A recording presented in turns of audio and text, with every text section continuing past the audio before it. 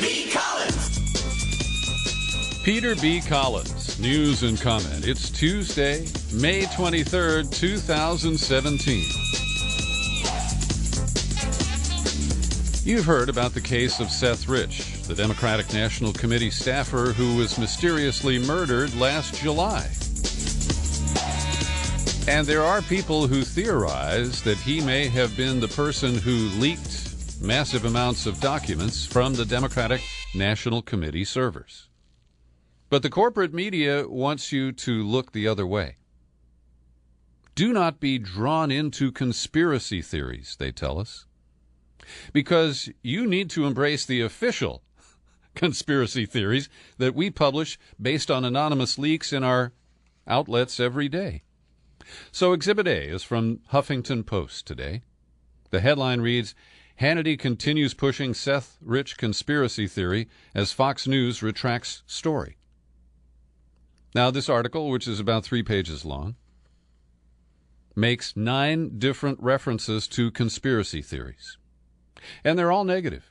Conspiracy theories are things that you cannot believe, and they are promoted by dangerous individuals who you must shun. Now, there is a bit of news here, and it is newsworthy that Fox has retracted the report from last week, suggesting that there is a laptop, that it's being held by either the D.C. police or the FBI, and that the laptop contains information that will show that Seth Rich emailed WikiLeaks thousands of times and attached thousands of documents. Now, I find that theory credible, but I don't have proof for it, and I don't promote it as fact. It is, in fact, a theory. And yet, the corporate media is going into hyperdrive to try to squelch any interest or any consideration of this possibility. Now, I don't know who killed Seth Rich. I don't know why. I don't know how the information left the DNC servers and made its way to WikiLeaks. And it is fair to say that we have no evidence that would lead us to conclude that Seth Rich is the responsible party. But likewise, we have no evidence to prove the repeated assertions of the intelligence communities that are largely based on leaks and anonymous sources that are published in mainstream media outlets and then treated as fact. And at this point, leading national media outlets are having it both ways. They can just declare that anybody who wants an investigation into the Seth Rich murder is a conspiracy theorist and therefore should be dismissed. Now, I recognize that there are problems here, and the Fox News retraction is a significant and newsworthy event. But where are the articles about the investigation, the status of the investigation into the Seth Rich murder? I haven't seen much. We're just told to trust them, and, it's just lost in the bureaucracy. And because the Rich family says, don't look at this, it's an insult to the legacy of our son. There are many loyal Democrats who will just follow those orders. But I think this is worthy of much more investigation. And here is a statement in this so-called news article from the Huffington Post, byline Travis Waldron. There is no evidence to support these theories. U.S. intelligence officials said in January that the leaks were the result of a Russian hacking operation that provided the DNC emails to WikiLeaks. End of story. Closed case. Move on. Only they fail to mention that this is a conspiracy theory promoted by the Democratic Party and certain individuals who used to work in the intelligence community. And I'd love to see their evidence. I'd love to get off the dime here and stop speculating and stop trading, one conspiracy theory for another. But this is media demagoguery. They are deciding for us what is credible, what is not, what should be pursued, and what should be discarded. And as we know from the work of Lance DeHaven Smith, the Florida professor who published Conspiracy Theory in America. The CIA intentionally demonized that term after the public was insufficiently impressed with the bullshit from the Warren Commission investigating the assassination of JFK.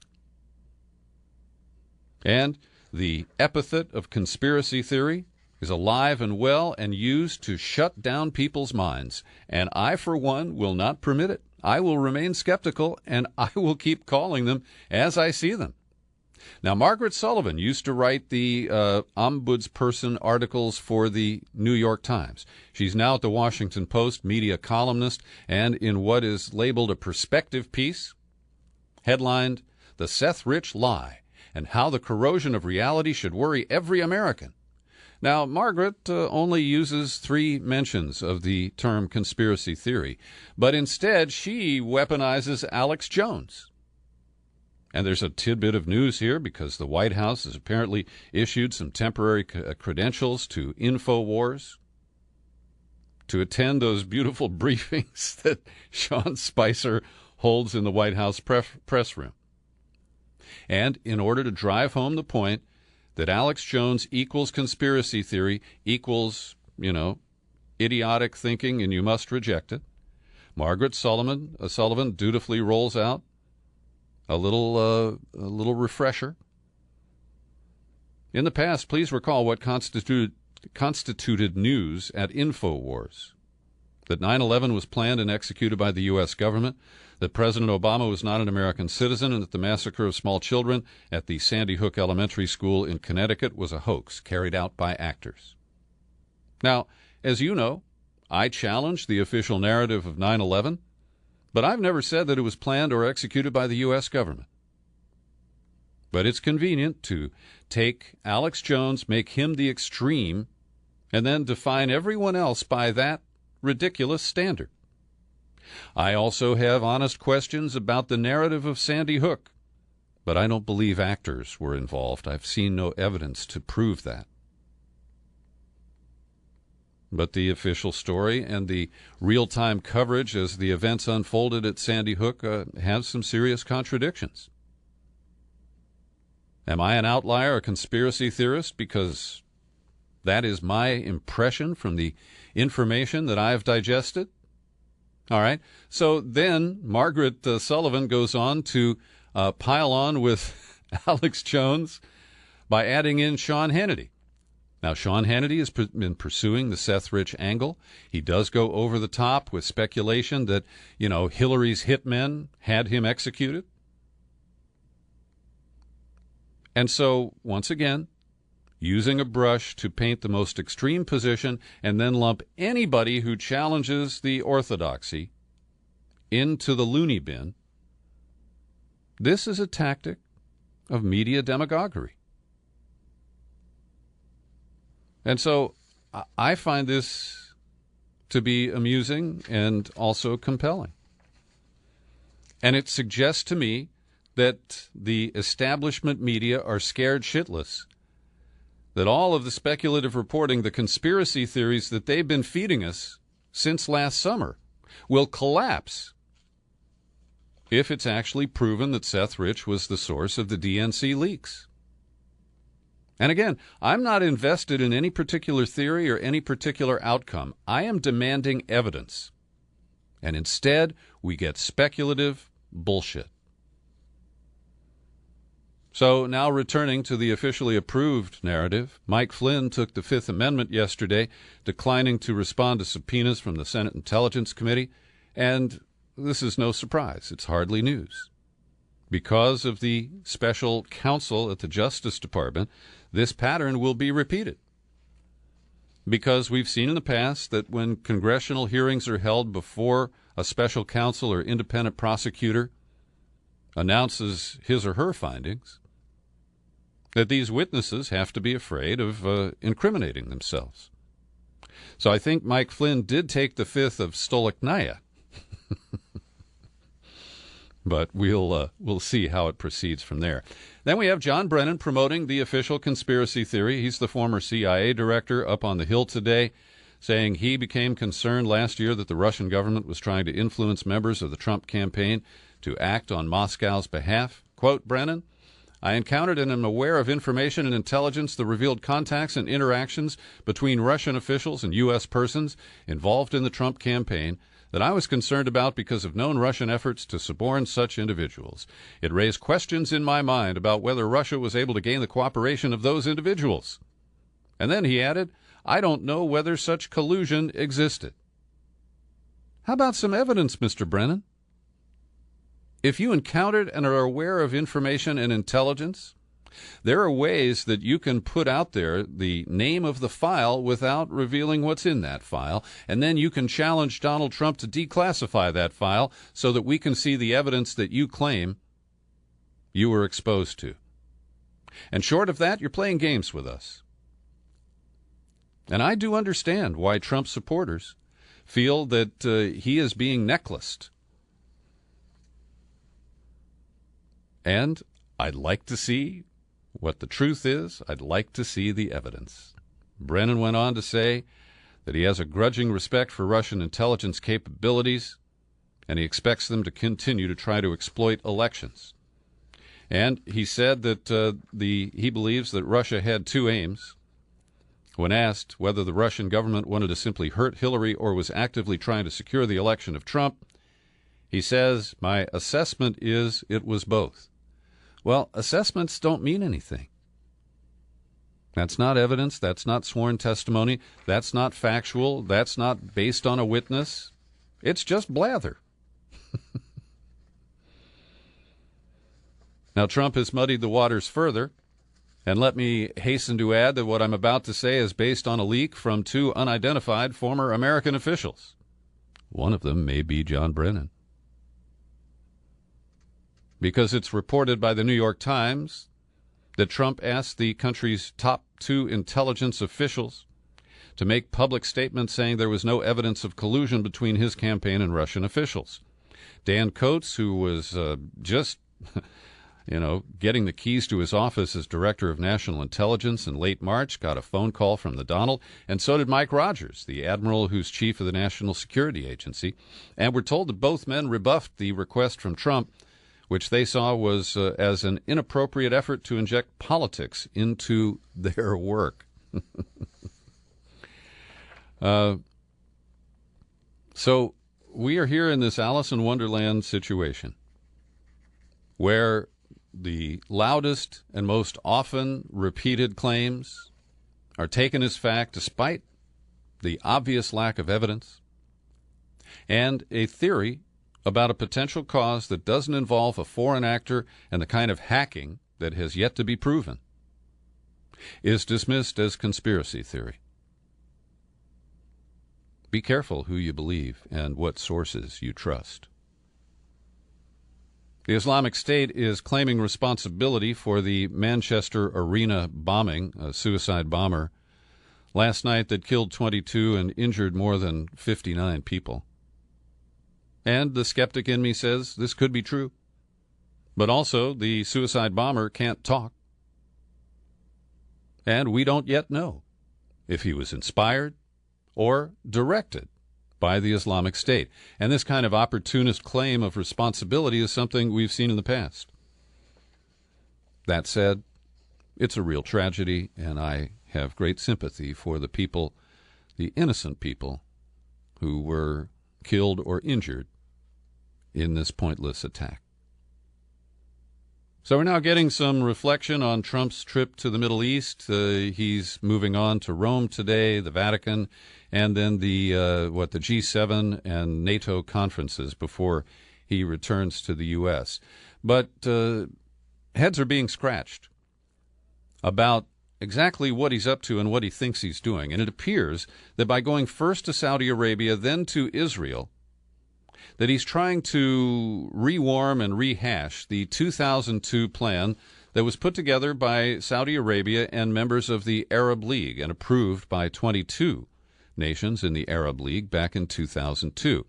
And it called for peace between Arab states and Israel, called for Israel to withdraw to the 1967 lines, the establishment of a Palestinian state in the West Bank and Gaza Strip with East Jerusalem as its capital. Now, this would be a heavy lift for the Zionist government of Benjamin Netanyahu today. But one of my concerns is it appears to be a way to jam a deal on the Palestinians by using Arab allies and funders of the Palestinians to pressure them into accepting whatever deal might come out of a Saudi-driven approach. But it's just ridiculous on the face of it. The Saudis are not peaceful. We just gave them $110 billion more in advanced weaponry. And so it's incoherent what Trump is attempting here. And it shows that he believes that you can make people peaceful by threatening them with guns and heavy weapons. I don't think that's going to happen. The New York Times today notes the new and bizarre development of the Trump family plan on this foreign tour, with Ivanka standing in for him at one ceremony in Saudi Arabia, and Jared Kushner, who tailed Donald as he made his meetings with Israeli and Palestinian leaders yesterday. I guess the Palestinian meeting was this morning. Anyway, let's see, a historian at the National First Ladies Library, Carl Anthony, says it is extremely rare that a president would bring family members other than a spouse and ask them to assume a public role on a foreign trip. He said this is unprecedented. And I agree. These are people with no experience who were not elected. They were not confirmed. They're appointed to these jobs where they can promote their own businesses and self-interest. And it is really disgusting. It truly is. And the New York Times, in a lengthy piece, I think it's intended for the magazine this weekend, I'm not sure, but they write about Jared Kushner's real estate empire that doesn't include, beautiful skyscrapers in Manhattan, but low-rent apartment complexes in places like East Baltimore. And after the crash, apparently, Jared Kushner was looking for some good deals that would produce cash flow. And so he bought a company called Sawyer Realty Holdings. And since then, what the Times details here is a number of people, including former tenants, who properly gave notice and moved out, have been sued for $3,000 here, $5,000 there, enough money that it wouldn't even pay for a limo ride for Jared across Manhattan. But it represents a devastating financial blow to the poor people affected. And in one profile, it's Camilla Warren, a woman who didn't like where she was living, had a bad neighbor, decided to move out, gave notice. The apartment manager signed a form that said the tenant gave notice in accordance with the lease. And then 3 years later, she got a summons from the owner of the apartment complex where she used to live, and the plaintiff in the case was JK2 Westminster LLC. And JK stands for Jared Kushner. So this is a really disgusting, exploitive way of doing business. It's one thing to buy apartment buildings, get fair rent. I don't have a particular objection to that. But to then gouge people and sue them to extract these small amounts of money so that a billionaire family can get richer, that's really disgusting. Every day I pause for a second to thank the people who support my work here at the Peter B. Collins Podcast with your subscriptions. And I want to give special mention to Peter Shustak of San Luis Obispo.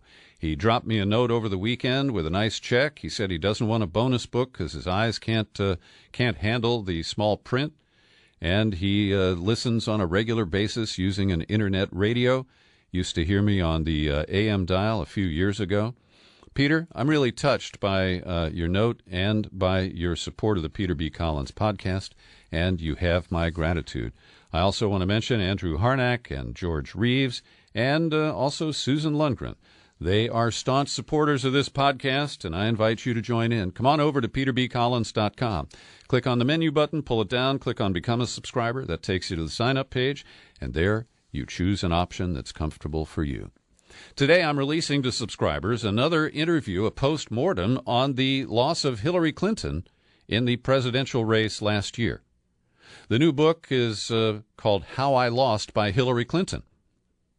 And it's not actually written by Mrs. Clinton, but it uses her own words from speeches, from emails, to explain why Joe Lauria, the veteran independent reporter, thinks that Hillary Clinton actually lost. And it's not cheesy stuff, it's not gotcha stuff. It's really focused on important policy issues that were largely unaddressed in the campaign last year, but were the basis for many thoughtful people's decision not to support Hillary for president. Here's an excerpt from my conversation with Joe Lauria. Yes, she was well known, and that did not serve her very well. That's absolutely correct. And she walked into an anti-establishment year, and she's the quintessential establishment candidate. She is status quo, and people took a chance on Trump, as you said. Not that they were giving very good choices, because they were fed up with the status quo. Enough voters, anyway, was fed up with them to elect him. It was a gamble, I think, but because they knew too well what Hillary Clinton was and what she would be, no matter what she was saying. She's famous for shifting her positions according to what the expediency is at the moment. When Bernie Sanders came out of nowhere to challenge her, she started tacking to the left. I make the point in the book that the political press corps takes that as normal. Okay, now she's going left. I mean, wait a minute. What did she say 2 months ago?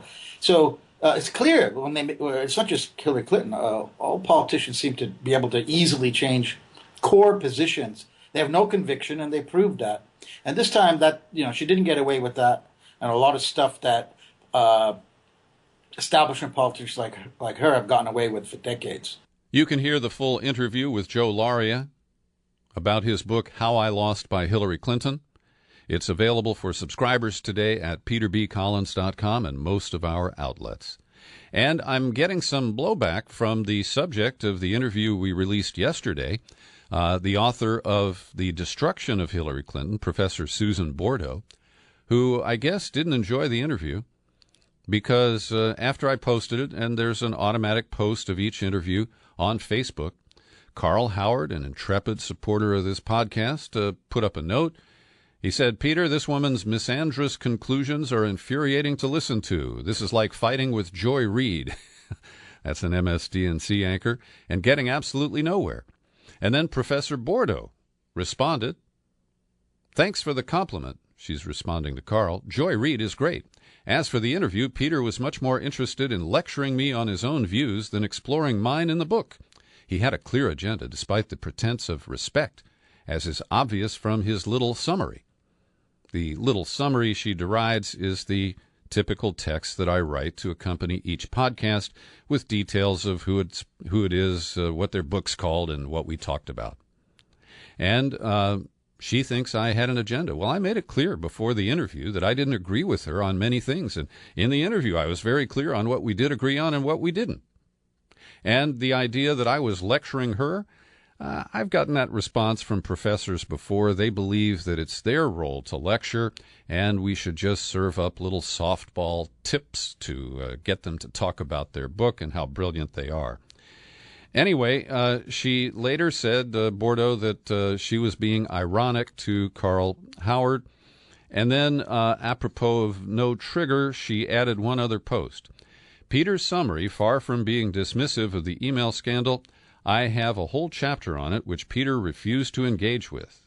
He didn't seem to realize that the issues I discuss in the book regarding the classified status of the emails in the private server are the ones most Americans were concerned with, not his telephone gossip with Leopold." There she's referring to my interviews with Jason Leopold about the emails as they were being released based on his court actions last year. And, I will leave it to her to decide that I didn't engage with her chapter. I didn't buy what she wrote about the emails, and she blithely dismissed the content of the emails as, relatively insignificant. Bordeaux makes one more comment. As to voter suppression, of course, I knew it was going on. I wasn't aware until after the election of the specific instances Peter wanted to school me on. If I didn't make myself clear, that's because Peter's long-winded lectures numbed my brain after a while. Well, if you haven't heard it yet, listen to the Bordeaux interview, and you make up your own mind. And if my long-winded lectures numb your brain, please let me know. That's a power I might be able to exploit commercially. Also, speaking of the election rigging issues that I raised, and my point in the interview with Susan Bordeaux was that Hillary actually won, and she failed to battle it out in Michigan and in Wisconsin and Pennsylvania, and that the voter suppression tactics of the Republicans were effective, and she didn't lift a finger to challenge any of that. Well, we now know that Trump has announced this Election Integrity Commission, or whatever he's calling it, and he's put the election devil himself, Chris Kobach, the Secretary of State of Kansas, as co-chair of this new commission.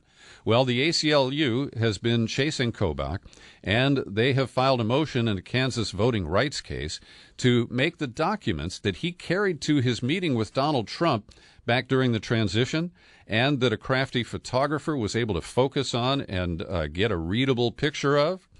Well, he's now being forced to share those documents, which are believed to relate to his schemes for voter suppression. And I think that's interesting payback, but we do have to be wary of this commission. It will be treated as credible by much of the corporate media when it seats its members. A couple of quick items here. Dakota Access Pipeline has already leaked. Minor leaks, 100 gallons total in 2 incidents in March. But, of course, we were told, don't worry, it will never leak, no problem. These water protectors are crazy people. Move on, energy independence, blah, blah, blah. Well, Kevin Gostola and his Shadowproof website have an article today written by Will Parrish detailing how protesters from Standing Rock are facing really serious federal felony charges. 4 men have been accused of setting 3 highway barricades on fire last October 27th in the middle of a highly militarized raid on the protesters' operation.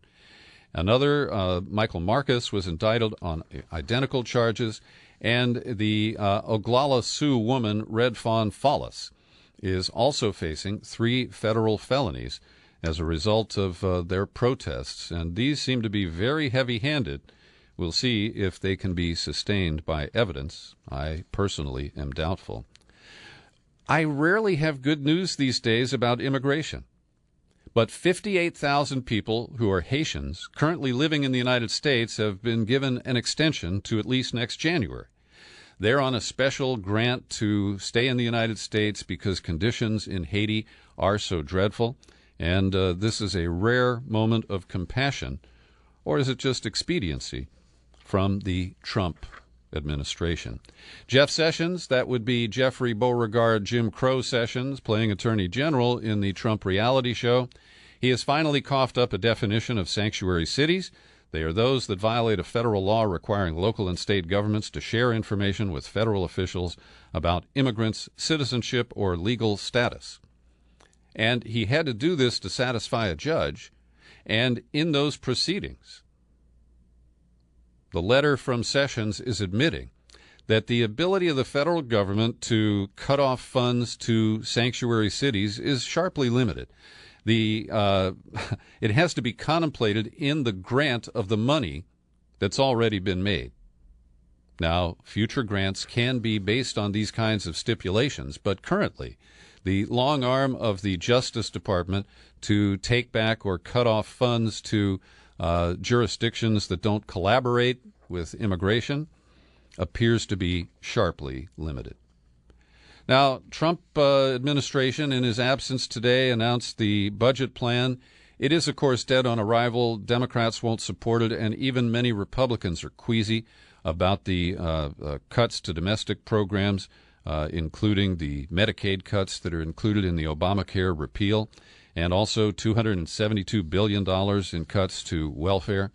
I don't expect this budget to really be a predictor of what finally comes out of the House and Senate. But I will say that it is a license to kill poor people.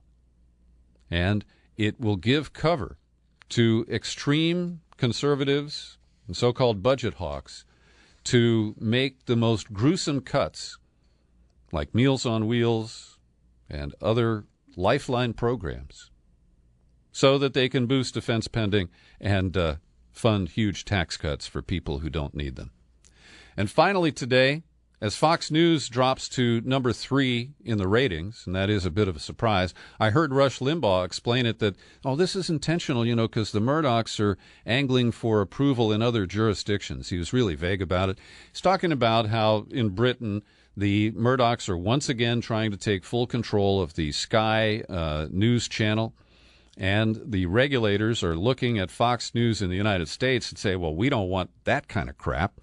And so Rush is claiming that the executives at Fox are dialing back their aggressive coverage in order to try to buffalo the regulators in Britain. I find that really crazy. But I am linking to an obituary for Roger Ailes, written by Monica Lewinsky. And it's a good read. I recommend it to you because she notes how Fox exploited her relationship with President Bill Clinton once it was exposed, and basically used it to launch the Fox channel. The scandal occurred just 2 years after Fox had debuted.